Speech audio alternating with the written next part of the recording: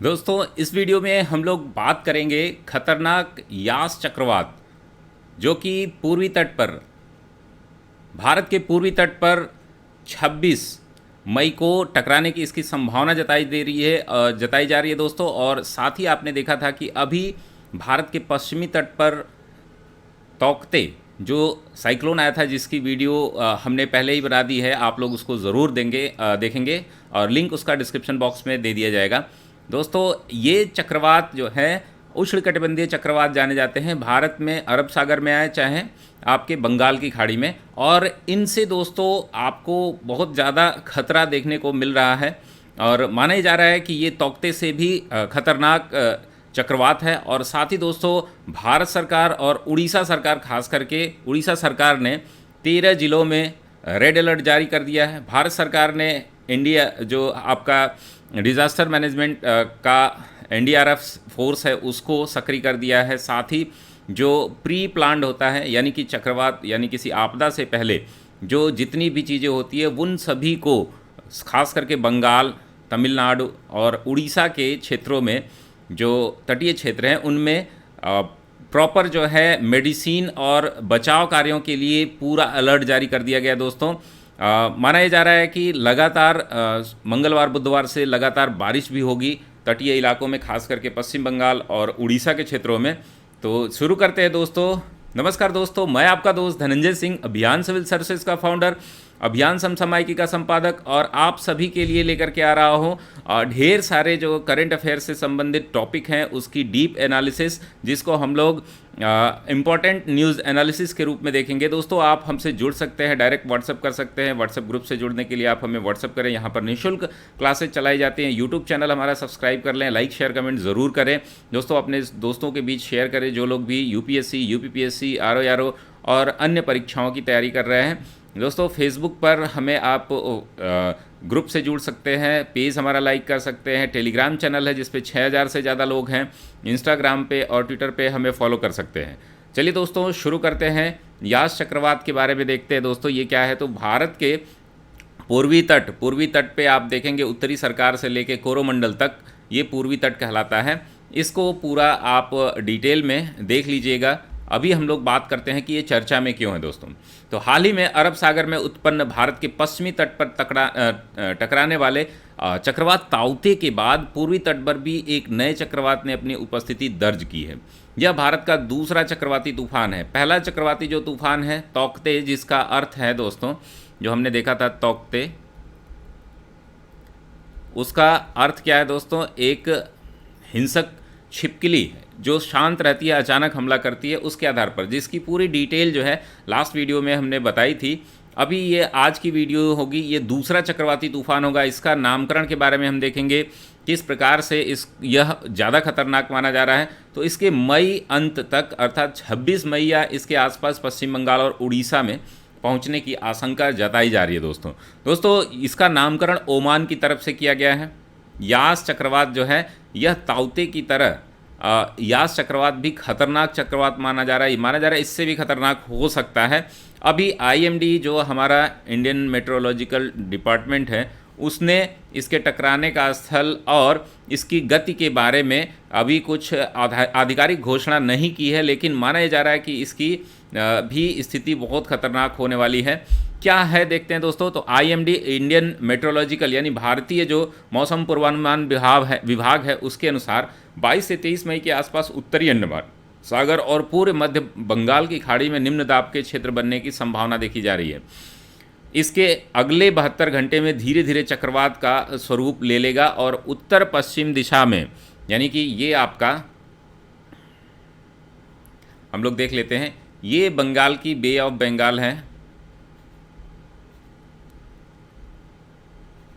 और अंडमान के आसपास जो है ये आपका अंडमान के आसपास ये निम्न दाबी क्षेत्र बनना है, जो कि इसको हम लोग आइज बोलते हैं, आँख बोलते हैं, जो केंद्र क्षेत्र बनता है और उसके आसपास के लगभग 200 किलोमीटर के रेंज में ये अपना प्रभाव दर्शाता है। तो 26 मई की शाम तक उड़ीसा और पश्चिम बंगाल तक ये पहुंच जाएगा। उत्तर पश्चिम दिशा जो है इसकी इस तरीके से इसकी डायरेक्शन है, यानी कि उत्तर और पश्चिम की तरह नॉर्थ वेस्ट की इसकी डायरेक्शन है। तो यह उड़ीसा और पश्चिम बंगाल के तटों पर भारी तबाही मचा सकता है। चक्रवात बढ़ने के दौरान अंडमान में 45 से 55 किलोमीटर प्रति घंटे की रफ्तार से हवाएं चलने का अनुमान है।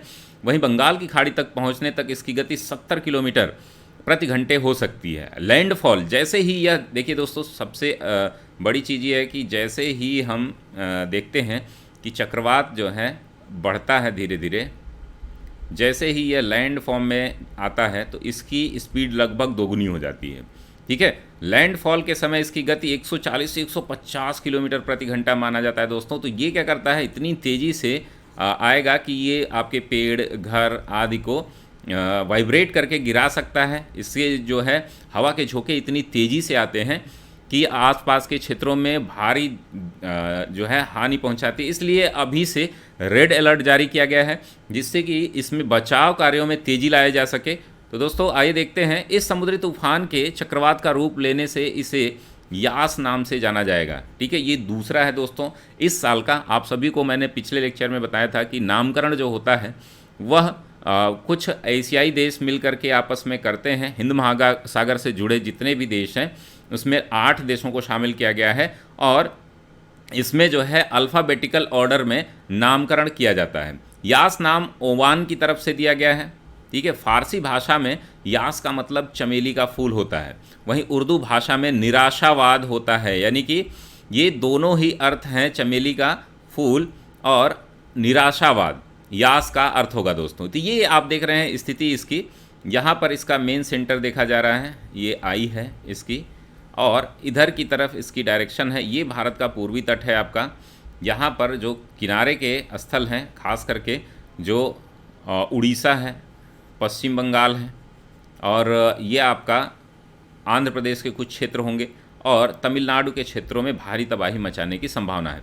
जैसा कि आपने देखा था कि ये जो है तौकते आया था, तो तौकते का डायरेक्शन जो है इधर की तरफ था और ये यहाँ से टकराकर ये पूरा मालाबार से लेकर के आपके कन्नड़ क्षेत्र, कोंकण और फिर ये कठियावाड़ तट तक टकराया था और ये गुजरात में जाकर के कुछ आपके राजस्थान के क्षेत्रों में भी यह भारी तबाही मचा सकता था। लेकिन अभी जो है इसका स्ट्रेंथ कम देखा गया है। लेकिन जो ये होगा इसकी डायरेक्शन जो है ये नॉर्थ वेस्ट में है और ये इन तटों पर भारी तबाही मचा सकता है।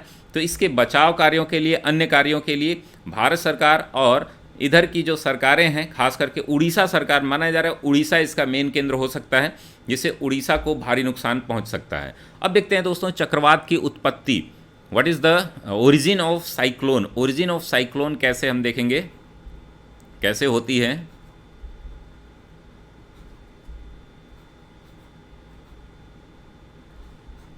कम वायुमंडलीय दबाव के क्षेत्र के चारों ओर गर्म हवा की तेजी से आंधी चलती है, वही चक्रवात कहलाता है। यह एक समुद्री तूफान है जो बहुत विनाशकारी होता है। यह समुद्र के गर्म पानी पर बनते हैं। इसके लिए तापमान जो है 27 डिग्री सेल्सियस के आसपास होना चाहिए।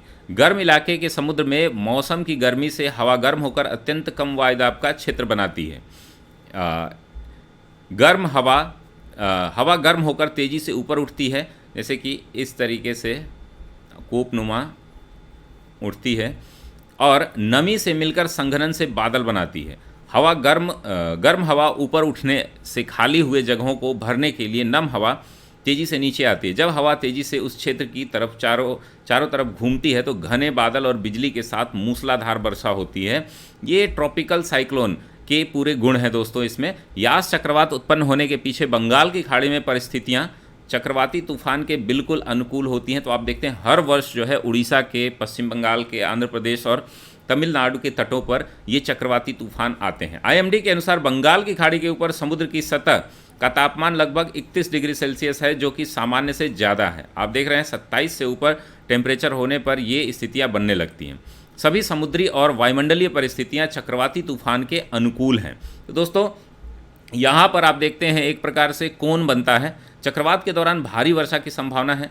साथ ही उच्च लहर की ऊंचाई जो है 6 से 9 मीटर, हवा की गति 34 से 47 समुद्री मील और उच्च से बहुत अधिक लहर की ऊंचाई जो है वो 9 से 14 मीटर और हवा की गति जो है 38 से 63 समुद्री मील रहने का अनुमान है। तो ये सारे डेटा जो है आईएमडी ने अभी जारी किए हैं।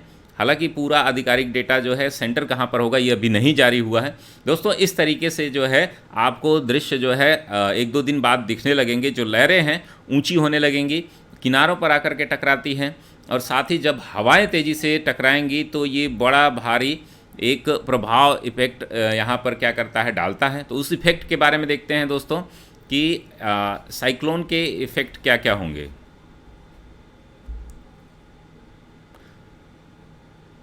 के इफ़ेक्ट यानी कि इसका इम्पैक्ट भी हम बोल सकते हैं, इसको इम्पैक्ट क्या क्या होगा।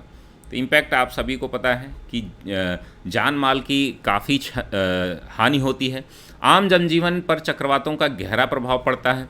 चक्रवात अपनी बहुत तेज़ हवाओं से बड़े बड़े इमारतों और ढांचों को बर्बाद कर गंभीर नुकसान पहुंचाते हैं। तो इंफ्रास्ट्रक्चर डेवलपमेंट के लिए इंफ्रास्ट्रक्चर को एक बड़ा नुकसान पहुंचता है। बिना मौसम बारिश अभूतपूर्व बाढ़ को जन्म देती है, यानी कि यहाँ पर पूरे के पूरे आपके बड़े स्तर पर बारिश हो सकती है जो बाढ़ का कारण बन सकता है। इसके अलावा यह समुद्र तट और तटीय क्षेत्रों को नुकसान का कारण बनता है। जो समुद्री क्षेत्र में घर होते हैं, खास करके जो भारतीय विभिन्न सरकारी संस्थान होते हैं, उनको एक बड़ा नुकसान झेलने को मिलता है।